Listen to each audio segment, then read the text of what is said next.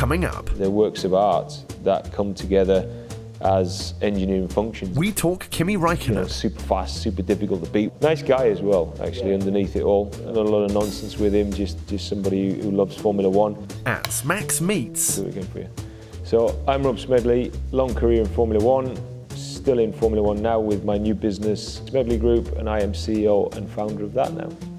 So I first met Felipe it was when I was at Jordan, in fact. It wasn't Ferrari, and I was working for Eddie Jordan. So I think it must have been about 2001. He came to us for a seat fit. And I'd been a great fan of his because I'd watched him in the junior ranks and thought he was super quick, a bit erratic, but quick. And you know, race engineers love a challenge. They love to, if you've got the raw material there, like speed, the rest of it you can kind of teach a driver how to do. So that just looked like a great project. And you know, he was more than that. He was, as I said, he was just super quick. So he came to us for a seat fit. It didn't work out between him and Eddie. So actually, Eddie Jordan, by not giving him the seat, did him the biggest favour of his life, because he ended up as a Ferrari driver. Yeah. It was a wet day, wasn't it, in Brazil, if I remember rightly. He wanted a different colour visor because it was suddenly raining. Please come out, white visor, otherwise I cannot see anything. He just calmed it down in the normal race engineer way. Felipe, baby, stay cool. We're bringing you the white visor. Stay cool. We're in a good position. Felipe, baby, just relax. You know, is that your kind of engineering style, would you say? I get the impression that's the case. You know, the feedback that I usually get on myself is I tend to get not particularly flustered. Sure. And when people are around me getting flustered, I find that quite odd. So I guess that was just a reaction to him getting flustered about something that he didn't really need to get flustered about, you know. Spoke to him around about 22 minutes ago. So yeah, I keep in contact with him all the time. This was my chance to ask about my childhood hero. Working in a Ferrari team with Kimi Räikkönen on the other side of the garage. What was that like? We worked closely together. The main focus is on Ferrari. You know, in any successful Grand Prix team, the focus is on the team, not the individual drivers. You know, the teams surrounding the individual drivers want to do well for their drivers, but the main focus always has to be on the betterment and advancement of the team itself. So obviously that helped me to work closely with Kimi. You know, Kimi had a couple of race engineers. So the first one being an Australian chap called Chris Dyer, the second one being an Italian guy called Andrea Stella. They both looked after Kimi over the course of his tenure with the team. And then actually Antonio Spagnolo was Kimi's race engineer, who's now our technical director. So there's a full circle. Hi, I'm Antonio. So we all work very closely together, including with Kimi. Close. You know, Kimi is no different on the outside when you know him privately to what you see on the TV. You know, what you see is what you get with Kimi.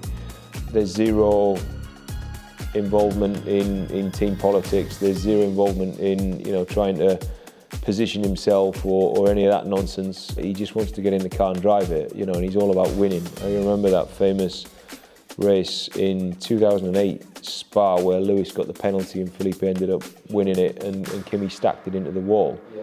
And at that point he was winning, and he was significantly quicker than Felipe. You know, both him and Lewis were significantly quicker than Felipe, but on that day Felipe was lucky and won the race.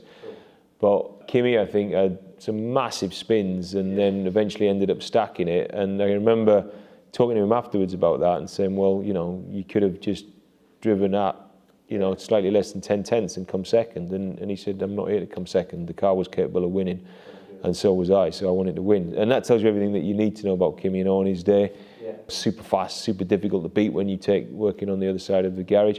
But nice guy as well, actually, underneath it all. Not a lot of nonsense with him, just somebody who loves Formula One, loves the sport, does it because he likes driving racing cars. You know, all the rest of it, all the other trappings and everything, they're completely secondary to his love of getting in a racing drive and driving it fast. Well, I hope to meet him one day. He's an interesting man, and he's done well, I think. He's an interesting guy. That's 2007, obviously he wrapped up the championship. Kimi is one and only that he won at Ferrari, which must have been a long evening, I'm sure, once he won that. You were all free to leave the circuit. 2008, of course, a very different year, on the other side of the garage with you and Felipe. Take us through your emotions of being on the pit wall in Brazil at the end of 2008 with Felipe obviously up and then down with Lewis. Well, I think we come into the weekend, I was firmly focused on winning the World Championship, but also understood that it was a really outside chance. And I think the best way to do that was to approach it was not to put any pressure on ourselves, especially for Felipe and the rest of the team, was to play down the fact that there was a world championship at stake and just to do everything that we could to have the best event that we could. And in fact, I think by removing all of that pressure, we actually had an amazing event. You know, he was fastest in every single session through the practice. He was pole position by a decent margin, and then he won the race at the canter. And I think that I was really proud of that weekend because of the way the team reacted and how difficult that race was as well. It was a wet, dry race. It was dry on the grid, then it poured down. It went from wet tyres to intermediate tyres to dry tyres, back to intermediate tyres, and so on and so forth. And then the monsoon at the end. People tried to eke it out, including Timo. I didn't really feel anything at that point in time on the pit wall because I was doing my job. You know, and I think that was the bit when you look at the TV cameras and everyone going a bit crazy because, you know, he'd won the World Championship. At that point, he was World Champion-elect. And you can see pictures of me being dragged off the pit wall, and I'm trying to say to people, no, I'm still doing my job, it hasn't finished. Yeah. And in fact, I knew that Timo was on the dry tyre and trying to eke it out. Lewis was on the intermediate tyre. When I got pulled off the pit wall, they were going into the last corner, and according to the GPS, it looked like Lewis was in front, but I couldn't really tell. And then they pulled me off, and they were like, because they were trying to celebrate all the guys with me. And then I looked down the pit lane here, because you can see parts of the track in Lagos, and I could see the two cars coming up the hill towards the start-finish line, and I saw that Lewis was in front. And at that point, I was trying to say to them, well, we haven't won anyway, so steady yourselves on. Not getting flustered, you see, it has its upsides, and not getting overexcited too soon. You know? There you go. What got you into engineering in the first place? I was always going to be an engineer, I guess, because I like maths, physics, and I like fixing things. You know, for me, it's about problem solving. Making a fast racing car is about problem solving. I first saw a Grand Prix car up close when I was pretty young, like 11, 12 years old. And my dad took me to the British Grand Prix. We jumped over the fence and went into the Formula One paddock. And I got up close and personal with these cars. And I just thought they were things of beauty, you know. I had no doubt in my mind that I wanted to work on Grand Prix cars. I didn't have any illusions that I wanted to be a driver. It didn't interest me, and it never has interested me. I quite like the process and psychology of what goes behind driving and the technical aspect of that.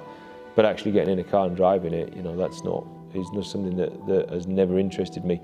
But the whole engineering of these things, because they're kind of pieces of art, they're works of art that come together as engineering functions as well. And I think when you put all that together, they're just things of beauty. So I was always interested in working with them and getting up close and personal with them.